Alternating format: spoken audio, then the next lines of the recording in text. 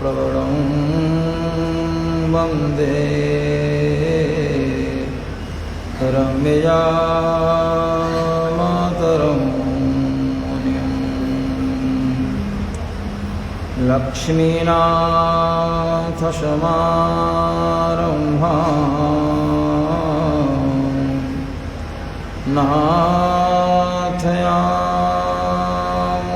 नाथयामुनमध्यमाम्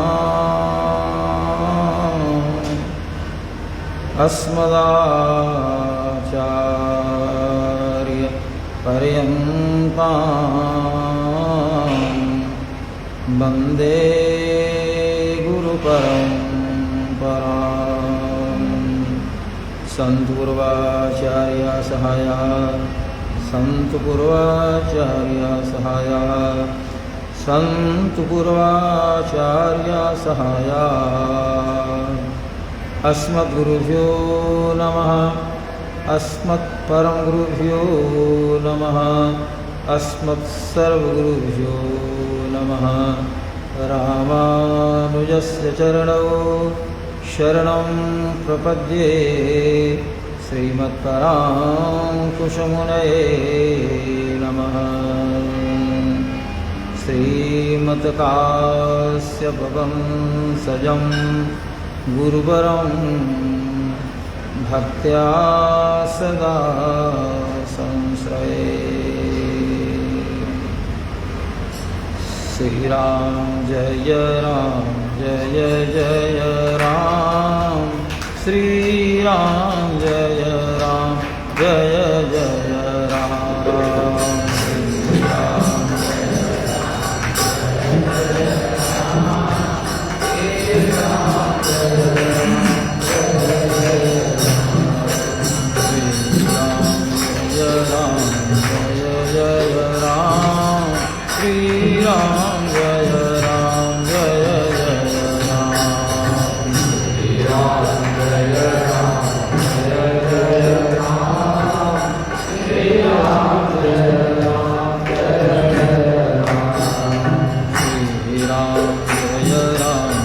राम जय जय राम श्रीराम जय राम जय जय राम श्रीराम जय राम जय जय राम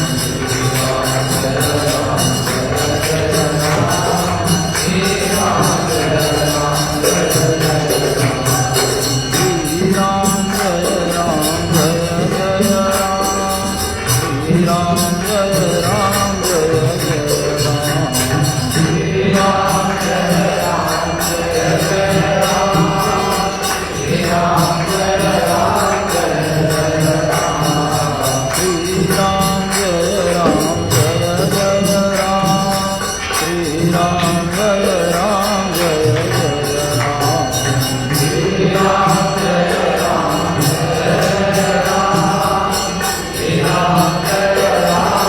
श्रीराम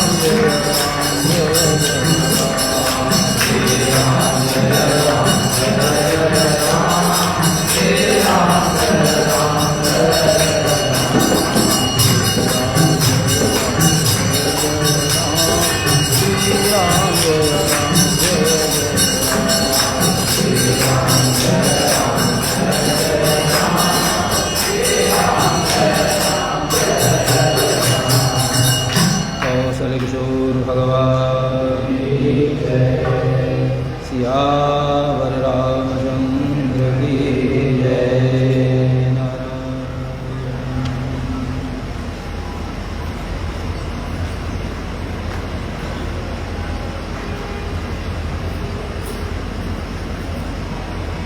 नारदस्य तु तद्वाक्यं श्रुत्वा वाक्यविशारदः पूजयामास धर्मात्मा सह शिष्यो महामुनिम्। यथावत् पूजितस्तेन देवर्षिर्नारदस्तथा आपृच्छैव्यावनुद्यातः सजगाम विहाय शमम्। संहूर्तं गते तस्मिन् देवलोकं मुनिस्तदा जगाम तमसातीरं जह्नव्यास्त्वविदूरतः। सतूतीरं समासाद्य तमसाया मुनिस्तदा शिष्यमाह स्थितं पार्श्वे दृष्ट्वा तीर्थं करनदम्।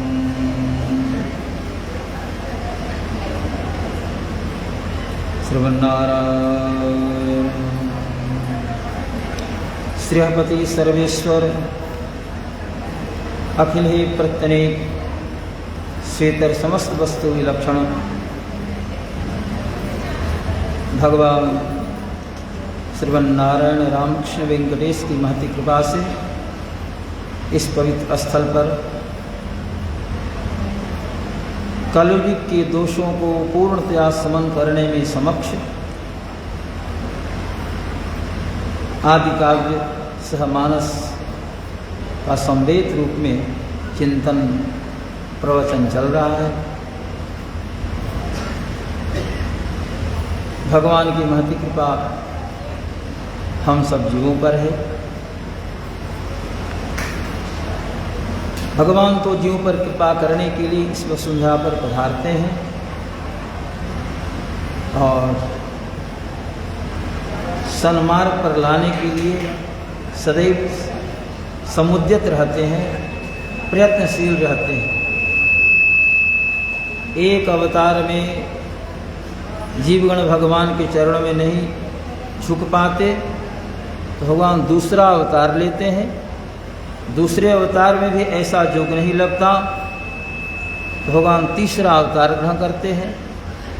उसमें भी यदि जीव सन्मार्ग पर नहीं आता तो भगवान चतुर्थ अवतार लेते हैं।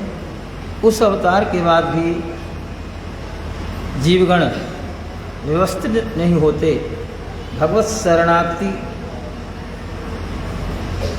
से अपने को जोड़ते नहीं, शरणागत नहीं होते तो भगवान को पुनः 5 बार अवतार लेने की आवश्यकता पड़ती है। एतावता 6, 7, 8, 9, 10 ही नहीं 24 अवतार भगवान के हो जाते हैं। मुख्य लक्ष्य है जीवों को अपने चरणों में लगाना।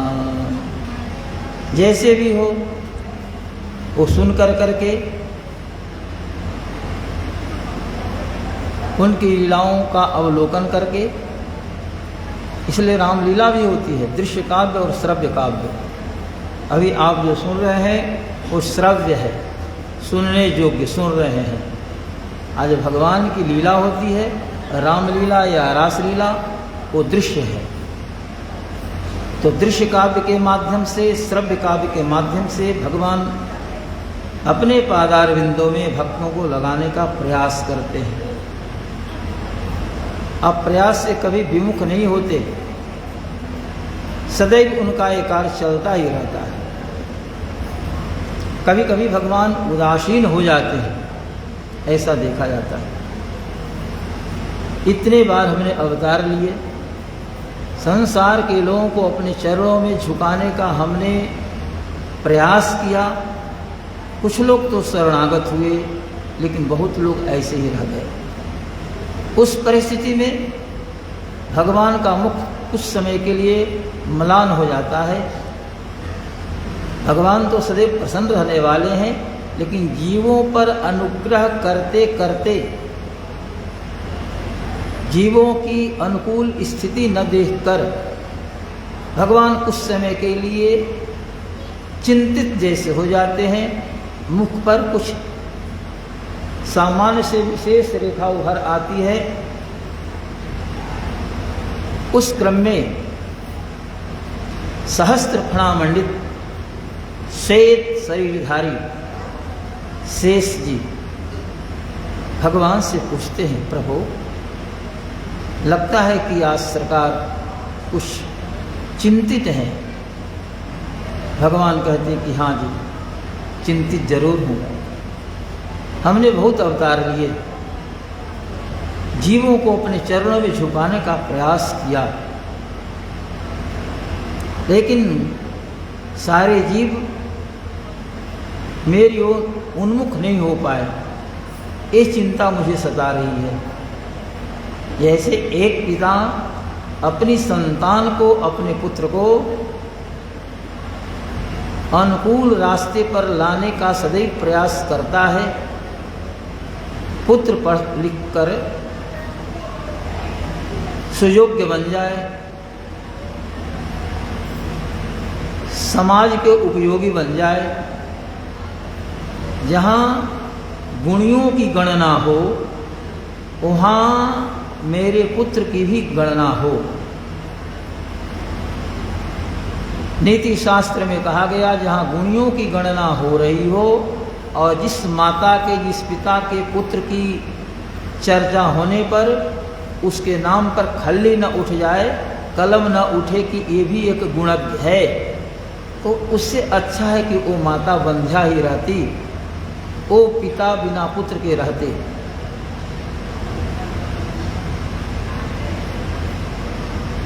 बंध्या जो पुत्र रहिता होती है और वो पुत्रवती गुणियों की गणना के क्रम में जिस पुत्र के नाम पर लेखनी न उठ जाए, खल्ली न उठ जाए कि ये भी गुणज्ञ है, तो फिर वो पुत्रवती और बंध्या में कोई अंतर नहीं। गुणी गण गणनारंभे न पतति ससंभ्रमाजस्य तेनाम वाजदि सूतिनी वद बंध्या कीदृशी भवति। नीति शास्त्र है। इसका अभिप्राय, जब गुणवान लोगों की चर्चा हो उस समय आपके पुत्र का नाम भी सामने आए। अमुक गांव का वो लड़का भी जो उनका पुत्र है वो भी गुणज्ञ है, उसने भी साधना की है, उसने भी स्वाध्याय में समय लगाया, योग्य हुआ। इसलिए माता पिता का कर्तव्य है कि अपनी संतान को योग्य बनावे और सन्मार्ग पर लाने के लिए सतत प्रयासरत रहें। भगवान एक काम सदैव करते रहते हैं और पूरी सफलता नहीं मिलती परमात्मा को, तो भगवान का मुख म्लान हो जाता है, कुछ समय के लिए चिंतित हो जाते हैं। उस समय शेष जिन पर भगवान शयन करते हैं, या एक रूप में स्वयं भगवान ही अनंत के रूप में, शेष के रूप में अपने आप को बना रखी। बड़ी विचित्र लीला ठाकुर जी की है। शेष जी का प्रश्न होता है, भगवान 1000 फणों से मैं आपको देख रहा हूँ, 2000 आँखों से आपका अवलोकन मैं कर रहा हूँ, आपके मुख पर विषाद की रेखा देखकर हृदय एव हो रहा है, कारण तो बताएं। तो भगवान बताते हैं, ये कारण है। हमने मत्स्य अवतार ग्रहण किया, कुर्मा अवतार ग्रहण किया, वराह अवतार ग्रहण किया, परशुराम अवतार ग्रहण किया, वामना अवतार, नृसिंहावतार, रामावतार, कृष्णावतार। इसके बाद ही जीव सन्मार्ग पर नहीं आ रहा है। तो शेष कहते हैं कि प्रभु एक बार मुझे मौका दिया जाए, एक बार दास को मौका दिया जाए, मैं संसार में जाता हूँ और जीवों को आपके चरणों में लगाने का प्रयास करूँगा। भगवान कहते कि क्या बात है शेष जी, यदि आप इस कार्य को करने के लिए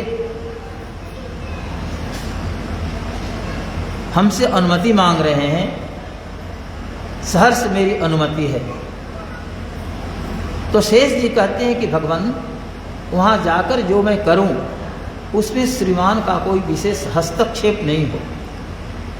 जिस ढंग से जीवों को आपके चरणों में लगाने का हम कार्य आरंभ करें, और यदि ये रहे कि इनको वैकुंठ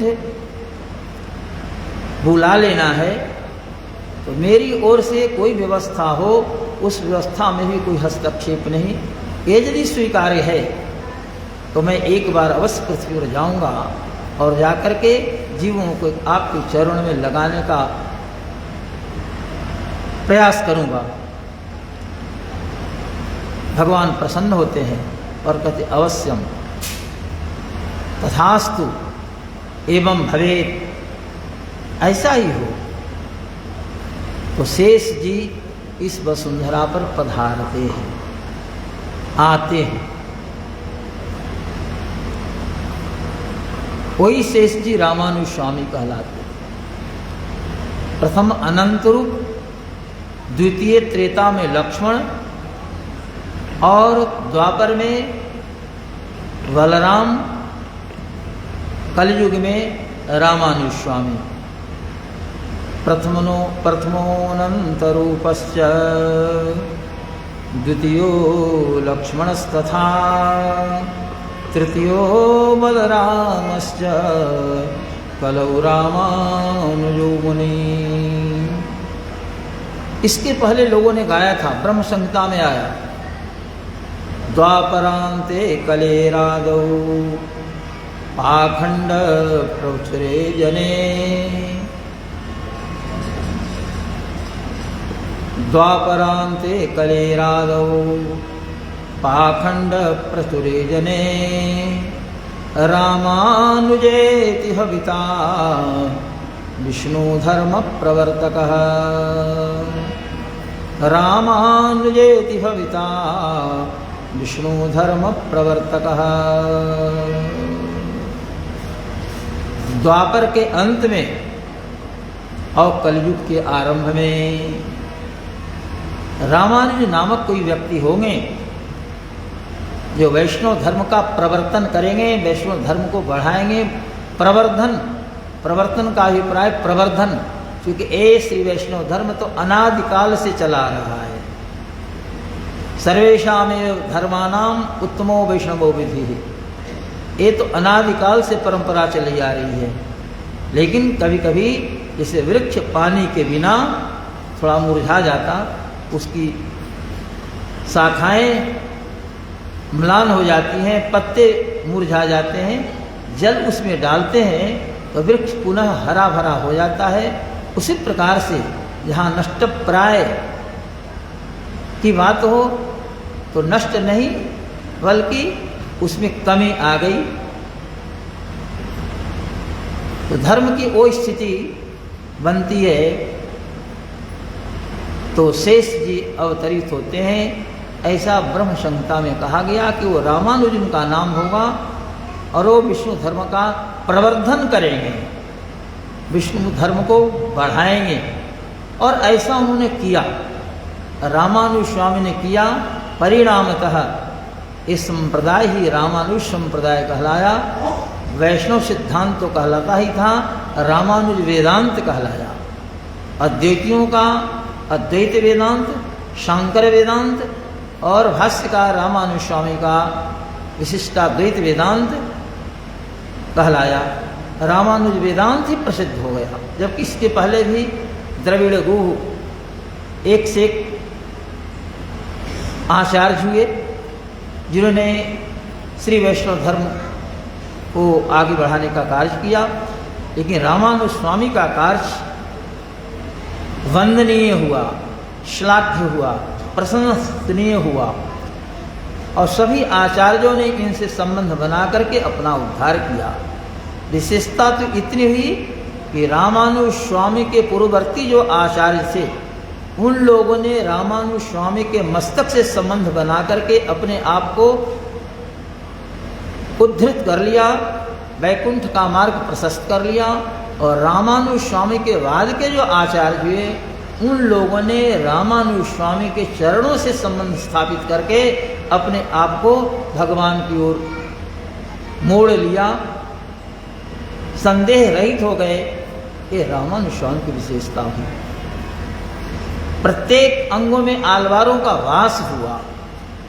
श्री वैष्णव धर्म की विजय वैजयंती को रामानुज स्वामी ने फहराने का कार्य किया।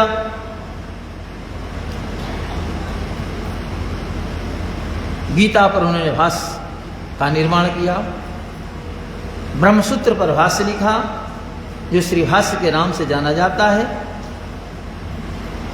जीवों को वैकुंठ पठाने का सुंदर प्रशंसनीय कार्य किया। लाखों करोड़ों जीवों को इस वसुंधरा से वैकुंठ धाम के लिए उन्होंने प्रस्तुत कर दिया, भेज दिया। भगवान से पहले ही शर्त इन्होंने रखी थी कि वहाँ से जिसे मैं भेजूं वैष्णवी दीक्षा दीक्षित होकर आए, आपको स्वीकार करना है। भगवान ने वचन दिया था, यतिराज मुनि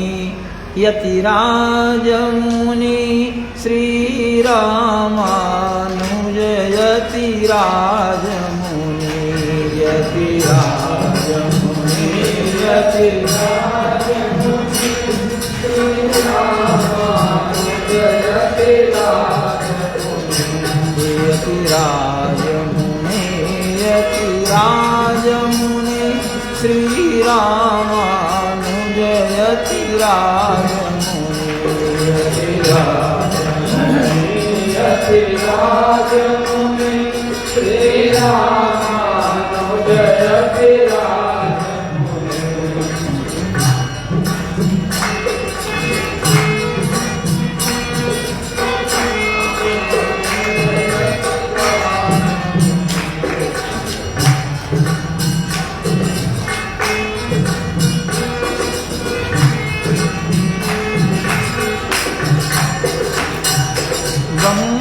सूत्र कर भाष्य बनाया,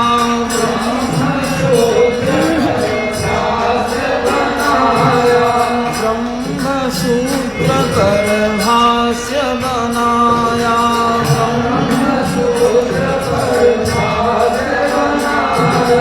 जीवों को वैकुंठ पठाया,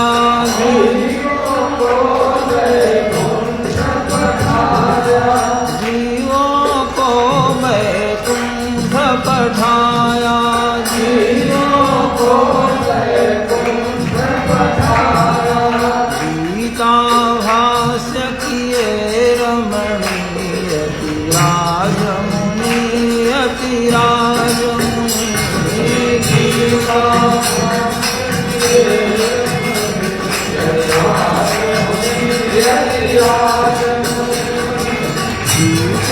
भाष्य किए यतिराज मुनि यतिराज मुनि गीता भाष्य किए यतिराज मुनि यतिराज मुनि।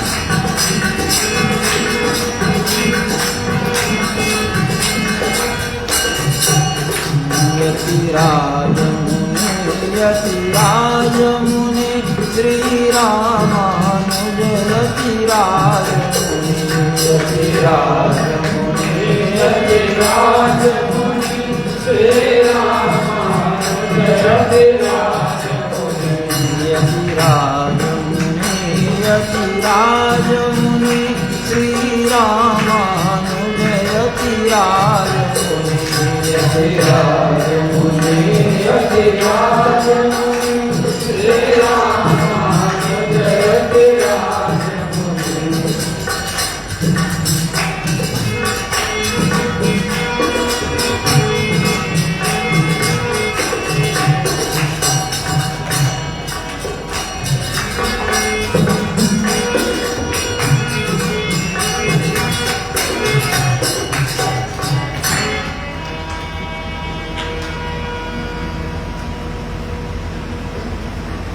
संसार श्री धातु से बना है।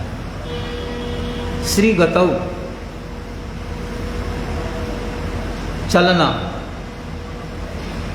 तो चलना मनुष्य का भी होता है, पशु भी चलते हैं, सर्प भी चलता है, मनुष्य पैर से चलता है, पशुगण भी पैर से चलते हैं और सर्प हृदय से चलता है, इसलिए उसका नाम है उरग। उर्सा गच्छति उरगः, उर माने हृदय, तो सांप है वो हृदय के बल पर चलता है। अब कभी ऐसे लोग होते हैं जो पैर से भी चलते हैं और हृदय से भी चलते हैं, दोनों क्रिया होती है। ये हम लोगों में संभव नहीं। कोई ऐसे विशिष्ट पुरुष हो सकते हैं जो पैर से भी चल सकते हैं और आवश्यकता अनुसार हृदय के बल पर भी चल सकते हैं।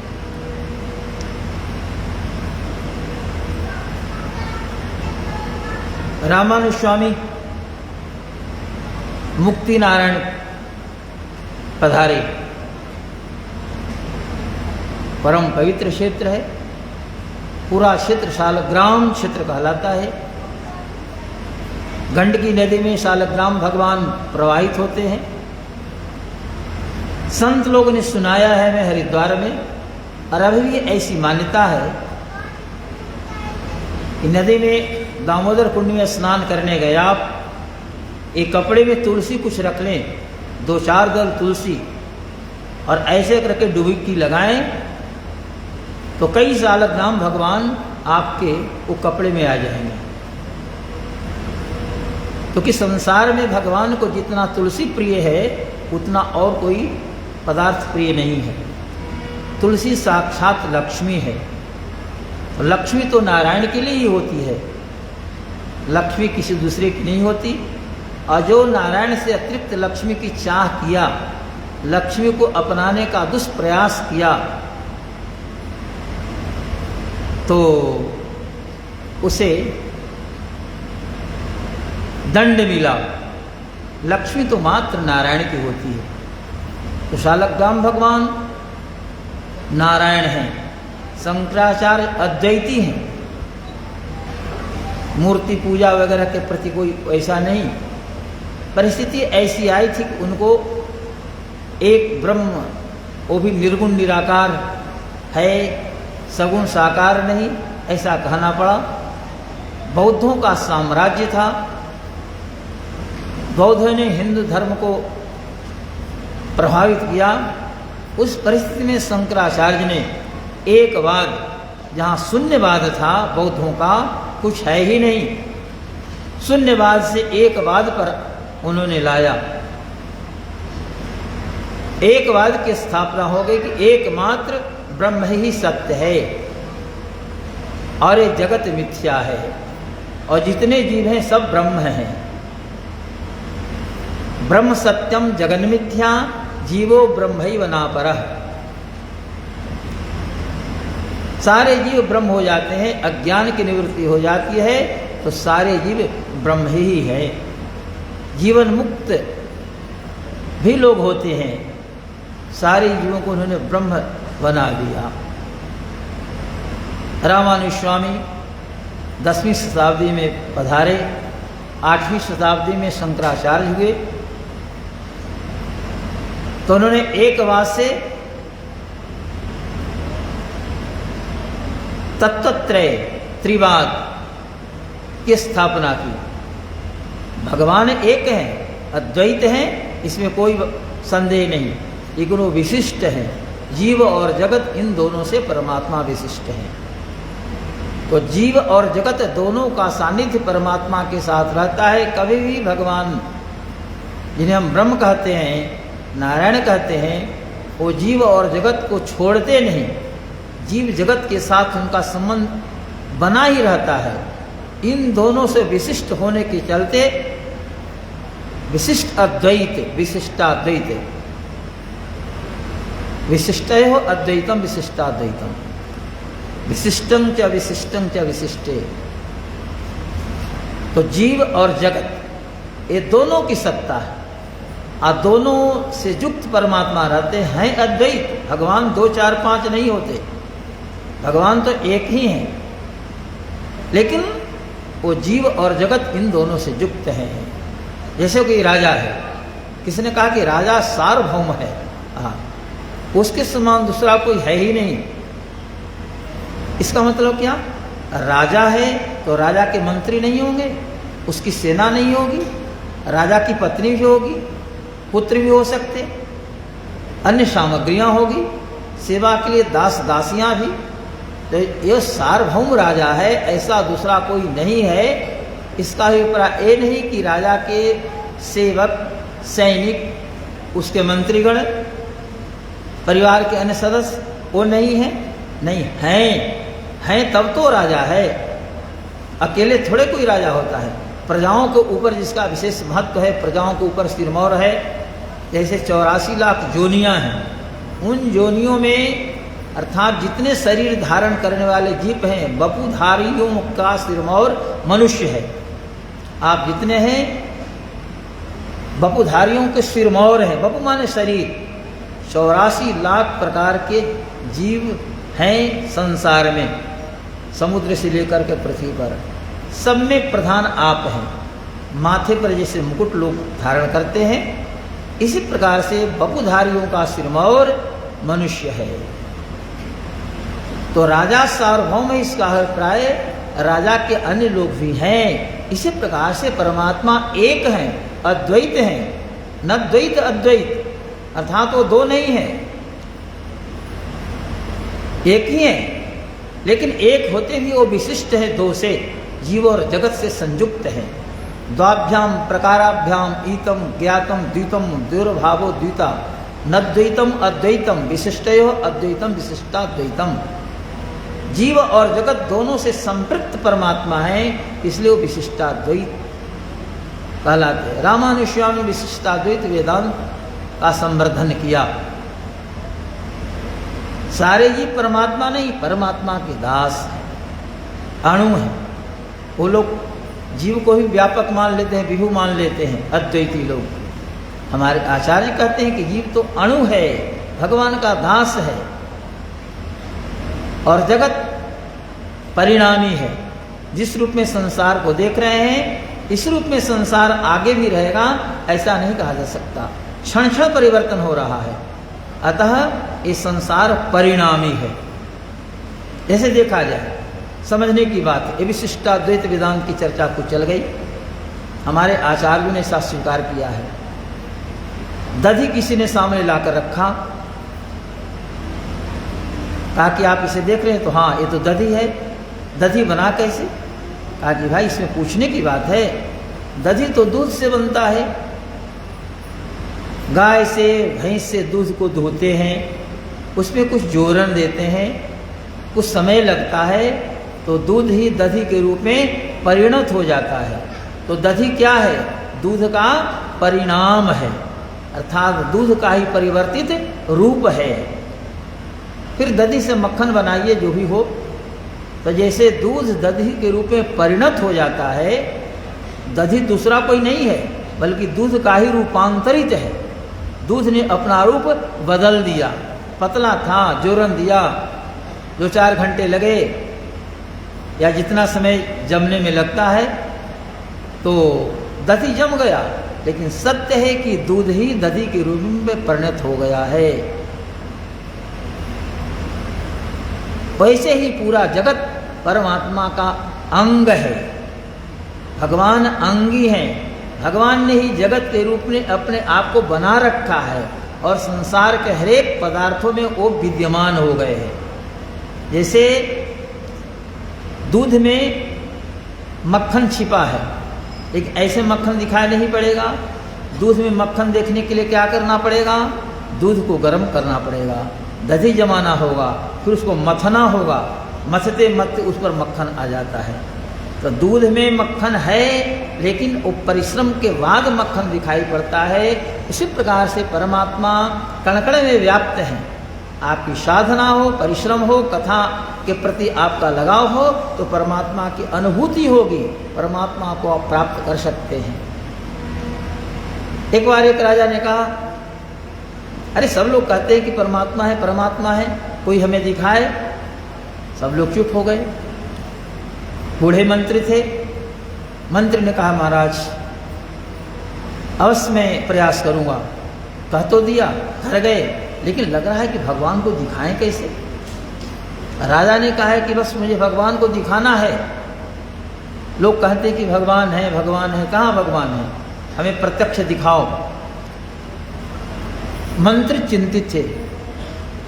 उनका पुत्र था, प्रौढ़ था।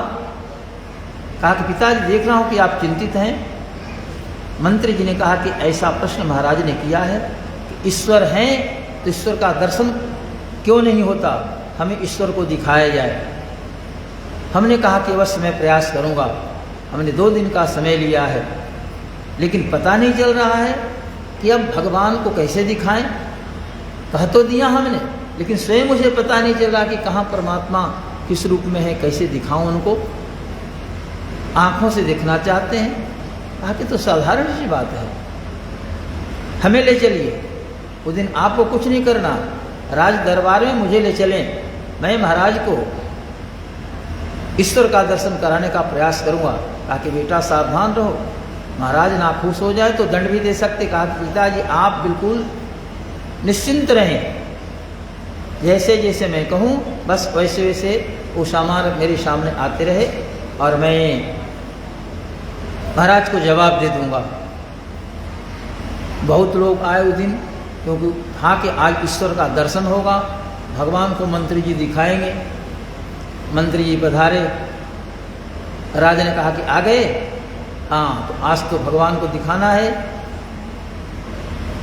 कहा कि महाराज मैं तो नहीं, ये बालक है, जैसा एक है सामान मांगे उस प्रकार से सामान देना है, ये ईश्वर का दर्शन कराएगा। कहा कि अच्छा ये लड़का, हाँ महाराज। बालक सभा के बीच में बैठ गया। उसने कहा महाराज जी वो दूध मंगाया जाए, एक बड़ा बर्तन में दूध मंगाया जाए। दूध आ गया। उसके बाद उसने एक लकड़ी मंगवाई और लकड़ी से जो है सो दूध को ऐसे करने लगा। 10 मिनट 20 मिनट 25 मिनट राजा को देखते देखते नहीं सहा गया। कहा कि अरे भाई क्या कर रहे हो, क्या कर रहे हो, तुझे तो भगवान को दिखाना है ना। कि महाराज मैं इससे मक्खन निकालना चाह रहा हूँ, हाँ ये चाह रहा हूँ कि इससे मक्खन निकल जाए। कहा कि भैया नहीं जानते हो, मक्खन ऐसे निकलेगा, सब लोग जानते हैं। दूध को गर्म करो, गर्म करके दधी जमाओ, फिर दधी के मथोगे तब मक्खन निकलेगा। युवक ने पूछा महाराज ये दूध में मक्खन है कि नहीं। कहा कि दूध में मक्खन है। ये तो आप मान रहे हैं। तो हाँ बिल्कुल मान रहा हूं कि दूध में मक्खन है।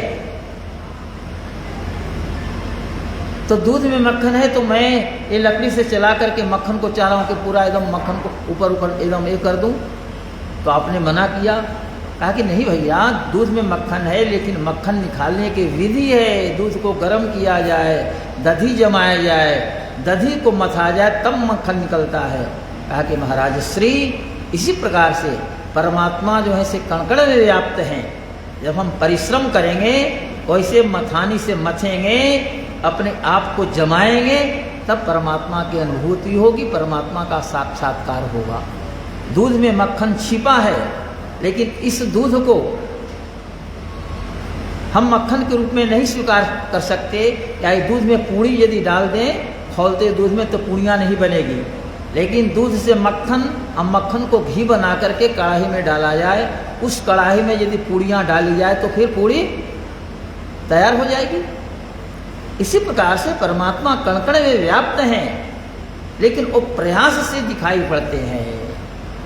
उसके लिए साधना करनी पड़ती है, भक्ति करनी पड़ती है। उपाय तो बहुत से हैं, लेकिन सारे उपाय का अभिप्राय है भगवान के चरणों में आत्मनिवेदन, भक्ति। रामानुज स्वामी ने यही काम किया। हम लोग जितना करते हैं, दान करते हैं, व्रत करते हैं, संयम करते हैं, दम, दम माने इंद्रियों का निग्रह, मत माने जग, जितने ये सब भूत प्राणियों पर, भूत का मतलब पृथ्वी जल तेज वायु आकाश से निर्मित जिनका शरीर है, उन पर दया भी दिखाते हैं, ब्राह्मण की सेवा करते हैं, गुरु की सेवा करते हैं, विद्या भी किसी के पास है, वो विनय भी, विनय युक्त है, नम्र है, विवेक है। सबका अभिप्राय क्या है? इन सबों का अभिप्राय है भगवान श्री राम के चरणों में भक्ति। ये सबर है, लेकिन भगवान के चरणों में यदि भक्ति नहीं है तो तब बेकार है।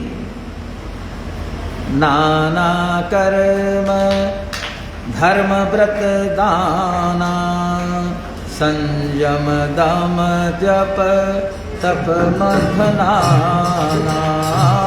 नाना कर्म धर्म व्रत नाना,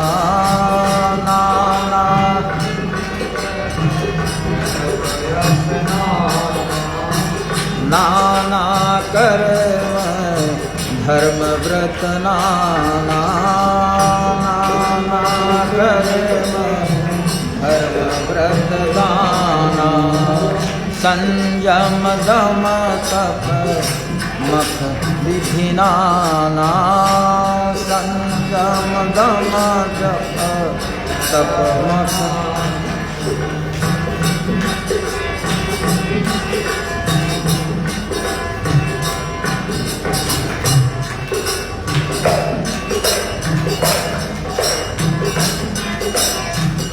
भूत दया दिय गुर सेवकाई, भूत दया, भूत दया दिय गुर सेवकाई, भूत दया विद्या विनय विवेक बड़ाई, विद्या विनय विद्या विनय विवेक बड़ाई,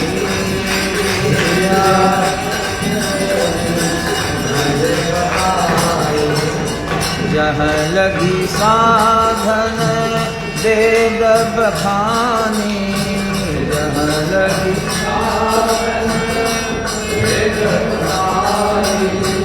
जहाँ लगी साधन वेद बखानी, जहाँ लगी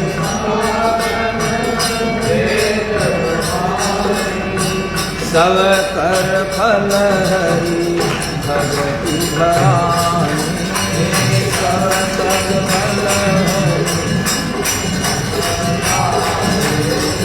सब कर फल हरि भगति भवानी।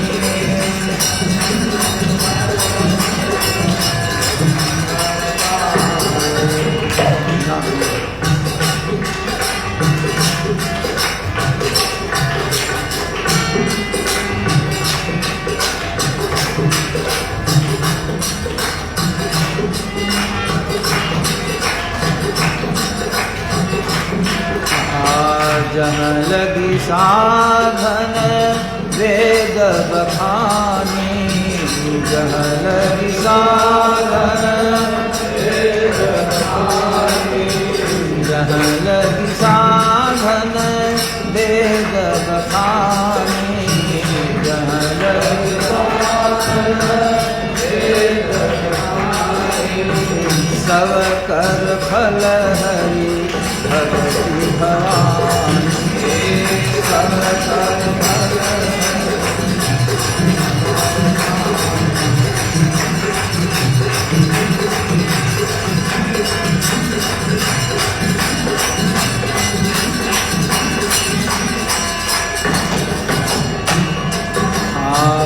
सो रघुनाथ भगति श्रुति गाई, सो रघुनाथ सो रघुनाथ भगति श्रुति गाई, सो रघुनाथ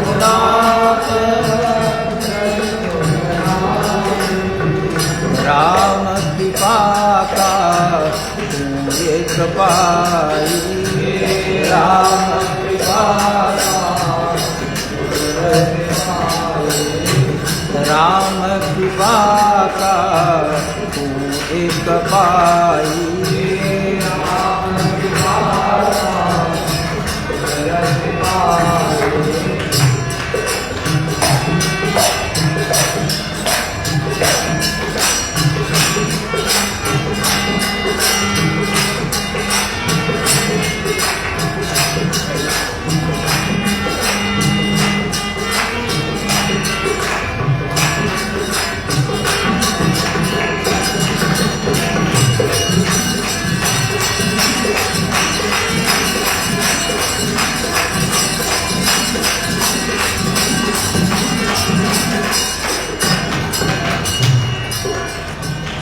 राम कृपा काहू एक पाई।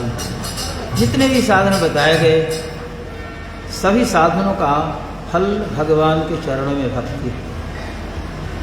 वेदों में श्रुतियों में जो बातें बताई गई भगवान की भक्ति, रघुनाथ जी की भक्ति, वो तभी संभव है जब स्वयं भगवान कृपा करें। जिस पर भगवान अनुग्रह करते हैं बस उसके मन में भक्ति का बीज अंकुरित होता है। ये भगवान की लीला है। अब देखिए, सुंदर आश्रम है, निर्मल स्वच्छ कज्जल, कहीं गंदगी नहीं। सारे विद्यार्थी प्रातःकाल बैठ करके वैदिक मंत्रों का उच्चारण करते हैं। आश्रम में हवन होता है, संभाषण होता है, श्रुति चर्चा, मंत्र जाप में लोग काल यापन करते हैं। उस आश्रम के महर्षि भी भगवान श्री राम के पक्के अनुयायी, पक्के भक्त हैं। पूर्व की स्थिति कुछ और थी, लेकिन संतों की कृपा हुई और उनका जीवन संवर गया, जीवन बदल गया। आज लगा चलो नदी में स्नान करें। विद्यार्थी को संकेत हुआ, विद्यार्थी ने बलकल चीर उठा लिया। जो पेड़ के छाल से बने कपड़े होते हैं संत महात्मा जंगलों में धारण करते हैं। एक कलश था, जैसे एक कलश है ऐसे कलश भी विद्यार्थी ने उठा लिया। आगे आगे गुरु चले और पीछे से विद्यार्थी चला, छात्र चला। छात्र का नाम भारद्वाज है। तमसा किनारे पहुंचे, नदी के जल पर दृष्टि पड़ी। आहा, कितना सुंदर जल है। संतों का हृदय जैसे निर्मल होता है, कज्जल होता है, साफ होता है, उसी प्रकार से ये स्थान कर्दम रहित है। कर्दम माने पाका। इस स्थान पर पाका नहीं है, केवल बालू का राशि है। क्या सुंदर निर्मल जल है। विद्यार्थी, मेरा बलकल चीर और कलश रख दो, थोड़ा मैं उपवन का अवलोकन करता हूँ, तुम भी क्रियाकर्म से निवृत्त हो जाओ, स्नान करके तिलम आश्रम लौटेंगे। सुंदर वातावरण है, नयनाभिराम, हृदयावर्जक, हृदय को खींच लेने वाला मनमोहक दृश्य, अच्छी अच्छी लताएं, सुंदर सुंदर सुंदर वृक्ष, वृक्षों में फल लगे हैं, पक्षियों की मधुर आवाज सुनाई पड़ रही है। मन प्रसन्न ऋषि का है। आहा, थोड़ा इस दृश्य का अवलोकन कर ले तो पुनः स्नान करूंगा। एकाएक दृष्टि गई, दो पक्षी आपस में पिड़ा रहते हैं, एक मादा एक नर, क्रौंच पक्षी, दोनों आपस में आनंदित हैं। एकाएक व्याध उधर से आता है। व्याध की दृष्टि उन पक्षियों पर पड़ी, दोनों पर,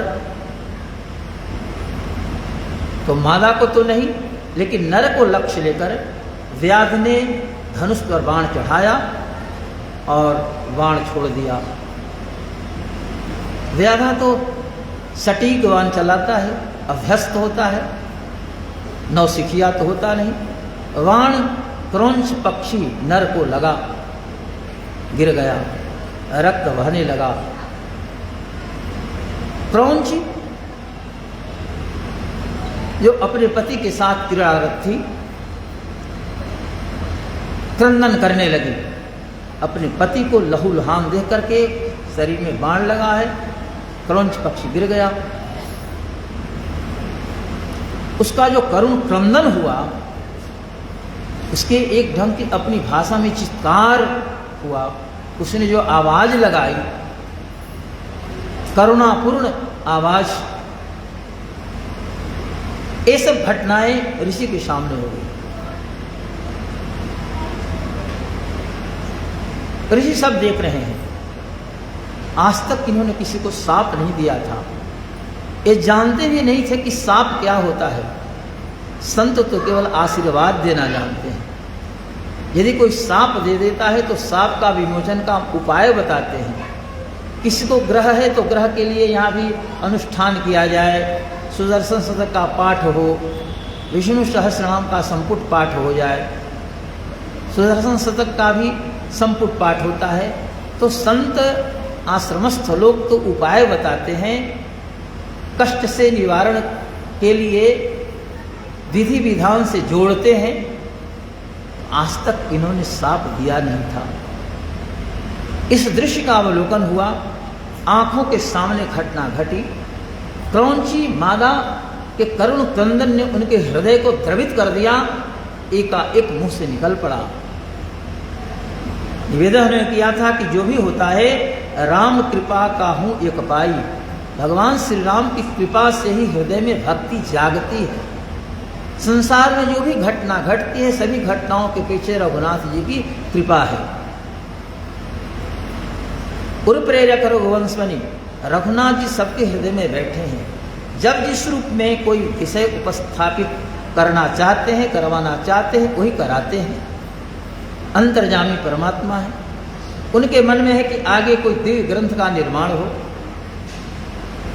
इस व्यक्ति को मैं आदि कवि के रूप में संसार में लब्ध प्रतिष्ठ करा दूं। ये व्यक्ति लब्ध प्रतिष्ठ हो जाए, इसका काव्य आदि काव्य के रूप में जाना जाए। इसके मुंह से जो श्लोक निकले वो विश्व का प्रथम अश्लोक सुकृत हो। आज तक लोग अश्लोक जानते नहीं थे कि अश्लोक क्या होता है। वेद भगवान थे, ऋचाएं थी, लेकिन श्लोक नहीं था। राम जी की कृपा हुई। उस दृश्य को देखकर इनके अंदर करुणा का उद्रेक हुआ, शोकग्रस्त हो गए। अशोक श्लोकत्वमागतः, शोक ही श्लोक के रूप में प्रकट हो गया। श्लोक क्या है? शाप है।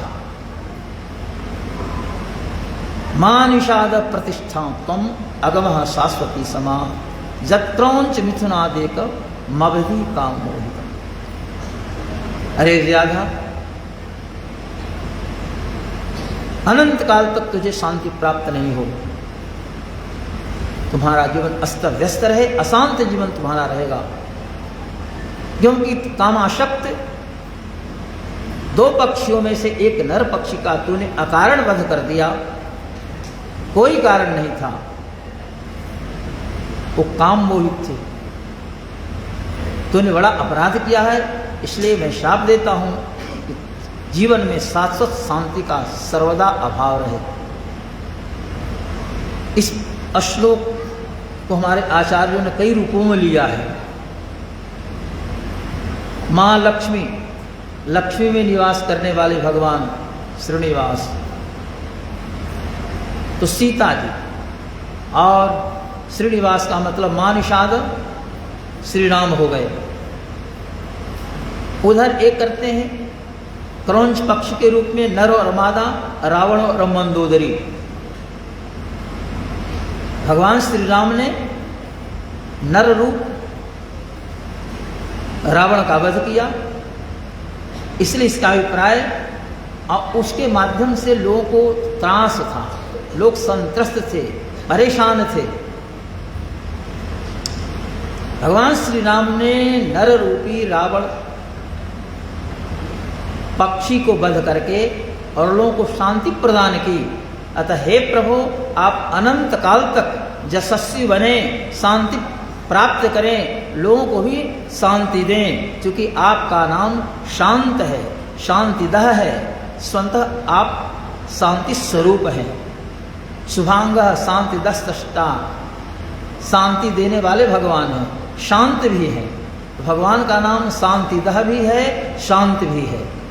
तो लोगों को शांति देने वाले परमात्मा आप हैं। अतः अनंत काल तक आप प्रतिष्ठा प्राप्त करते रहें, क्योंकि दो में से एक उपद्रवकारी रावण का आपने वध किया, ये भी हमारे आचार्यों ने किया है। अब इनके मुंह से जो श्लोक निकला, अरे दोहराते हैं, मां निषाद प्रतिष्ठात्म अगम शाश्वती समा जत्रौंच मिथुनादे का मवधि काम। अरे ये तो श्लोक स्वरूप है। इसमें 4 चरण, एक चरण में 8 अक्षर, तो तब तक विद्यार्थी भी आ गया। भारद्वाज, अभी मेरे मुंह से कुछ शब्द निकले, तूने सुना, मैं उसे दोहरा रहा हूं। हाँ गुरुदेव, आपके मुंह से तो शब्द निकला, वाक्य निकला, यह श्लोक हो सकता है। क्या कि श्लोक हो सकता है? अरे मैं तो संत हूं, मेरे मुंह से ऐसा क्यों निकल गया? व्याध का काम पूजा करना नहीं है, व्याध का काम जीवों की हत्या करना, पक्षियों को मारना, भोजन करना। तो व्याध से हम क्या अपेक्षा कर सकते हैं? हाँ, ये अलग चीज है। व्याध भी वेदांत के सिद्धांत कहते हैं। जहाँ ये भारतवर्ष है, जहाँ व्याध भी वेदांत के सिद्धांत का प्रतिपादन करने में अग्रणी रहते थे, ऐसे ही व्याध भी प्रसंग के अनुसार चर्चा कभी चलेगी। तो सारे व्याध पक्षियों का वध ही नहीं करते, बल्कि व्याध तो वेदांत के शाश्वत सिद्धांत का प्रतिपादन करने में संलग्न रहते हैं। वेदांत वेद्य परमात्मा का क्या स्वरूप है, वेदांत वेद्य नारायण किस रूप में जीवों पर अनुग्रह करने के लिए उद्यत रहते हैं, ये व्याध बताता है किसी संत को। ये भी चर्चा आती है। तो व्याध से क्या अपेक्षा? व्याध ने जो किया गलत तो नहीं किया। फिर मैंने साप क्यों दिया? यही सोचते आश्रम चले आते। स्नान किया, जल लिया, विद्यार्थी ने कलश उठाया, यहां आए तो बस वही दिमागे बात का श्लोक चल रहा है, मन वहीं पर है। क्यों हमने शाप दिया? व्याध ने पक्षी को मार दिया, क्या रखा है, उसका काम है। लेकिन हमने शाप क्यों दिया? हमें शाप नहीं देना चाहिए था। ओहो, एकाएक देखते हैं कि हम सारूढ़ ब्रह्मा जी अवतरित हो रहे हैं आकाश मार्ग से। अरे ये तो लगता है कि चतुर्मुख ब्रह्मा है, जिनके सामने चारों वेद मूर्तिमान होकर रहते हैं। पूर्व में ऋग्वेद, दक्षिण में यजुर्वेद, पश्चिम में सामवेद, उत्तर में अथर्ववेद। चारों वेद मूर्तिमान होकर ब्रह्मा के सामने रहते हैं। अब ब्रह्मा के चारों वेदों से जो नाम निकला है, उसी नाम का प्रतिपादन और उस नाम के जो नामी हैं, उस नाम को ग्रहण करने वाले जो नायक परमात्मा श्री राम हैं, उन्हीं की चर्चा आगे होने वाली है। ये सब भगवान की इच्छा से, रघुनाथ जी की इच्छा से सब कुछ हो रहा है, लेकिन माध्यम ब्रह्मा को बनाया जा रहा है। ब्रह्मा जी अवतर आए, हंस से उतरे। ऋषि ने देखा, हाँ ये तो चतुर्मुख ब्रह्मा है, आसन दिया, ब्रह्मा जी बैठ गए। ब्रह्मा जी ने इशारा किया, आप भी बैठे। ये ऋषि भी बैठ गए। ऋषि का नाम आप लोग समझ गए होंगे, उनका नाम वाल्मीकि है। ऋषि बैठ गए, ब्रह्मा जी की ओर देख रहे हैं। विद्यार्थियों ने जल लाया, ब्रह्मा जी का पाद प्रक्षालन हुआ, आरती हुई। ये एक आगत अतिथि के साथ व्यवहार होता है, ब्रह्मा जी के साथ हुआ।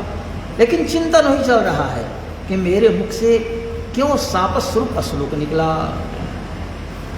ब्रह्मा जी ने कहा, और मैं समझ रहा हूं, मच्छंदा देवते ब्रह्मण प्रवृत्ते यंग सरस्वती। महर्षि, आप ही ने चिंता कर रहे हैं कि आपके मुंह से साप स्वरूप श्लोक कैसे निकला। क्रौंच जोड़ा, उसमें नर का वध व्याध ने कर दिया।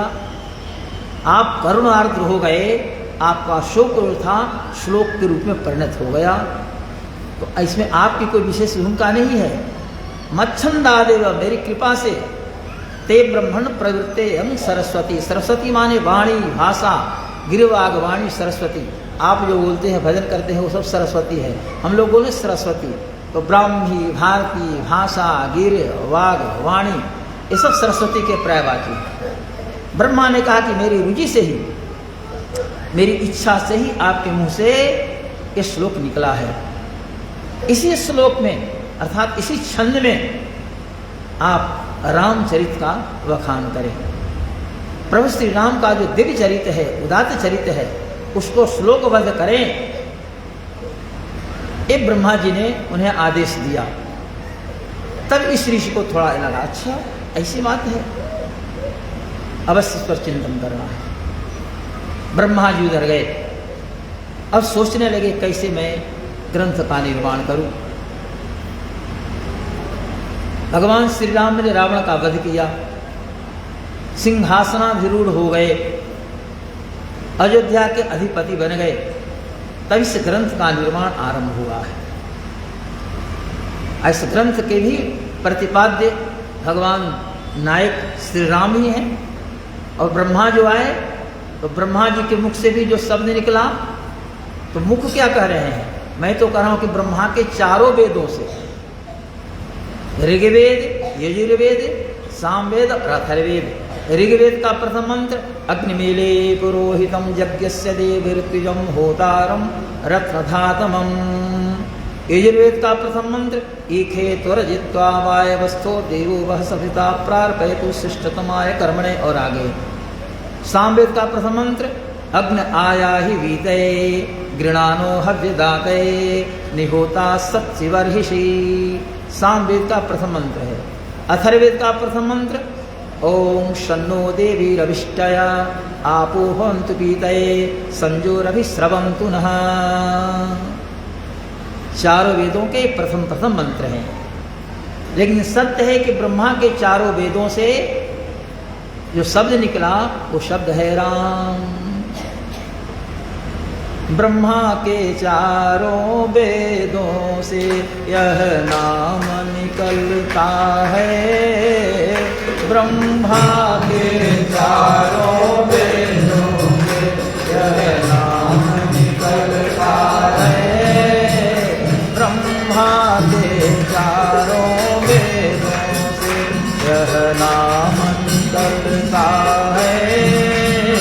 ब्रह्मा के चारों वेदों से यह नाम निकलता है। जिंदगी के मानस मंदिर में दीपक सा जलता है। शिव जी के मानस मंदिर में शिव जी के मानस मंदिर में दीपक सा जलता है। शिव जी के मानस मंदिर में दीपक सा जलता है। ब्रह्मा के चारों वेदों से यह नाम निकलता है। ब्रह्मा के चारों वेदों से यह नाम निकलता है। ब्रह्मा के चारों वेदों से यह नाम निकलता है। ब्रह्मा के चारों वेदों से यह नाम निकलता है। शिव जी के मानस मंदिर में दीपक सा जलता है।